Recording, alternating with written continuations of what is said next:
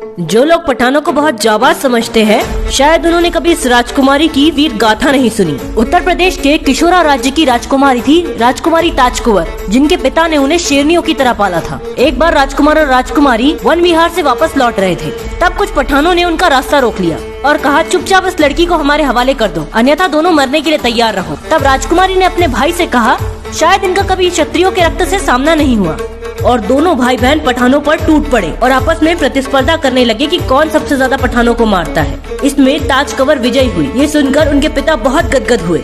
जब मुगल बादशाह ने ये सुना तो उसका खून खौल गया और उसने अपनी विशाल सेना के साथ कसौरा पर आक्रमण कर दिया, जिसका महाराज सज्जन सिंह ने बहुत वीरता से सामना किया और वीर गति को प्राप्त हो गए। इसके बाद जब यवन सेना ने नगर में प्रवेश किया तो बुर्ज पर 2 सैनिक खड़े थे। वो और कोई नहीं, कसौरा के राजकुमार और राजकुमारी थे, जो तेजी से वाणों की वर्षा कर रहे थे। उन दोनों ने मिलकर मुगलों की विशाल सेना का शूरवीरता से सामना किया।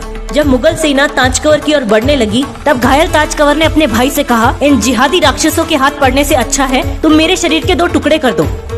तब राजकुमार की आंखों में आंसू आ गए, जिसे देखकर ताज कंवर ने कहा, कायर मत बनो, मेरे शरीर की दुर्दशा हो, इससे अच्छा है कि तुम ही मेरे शरीर के टुकड़े करो।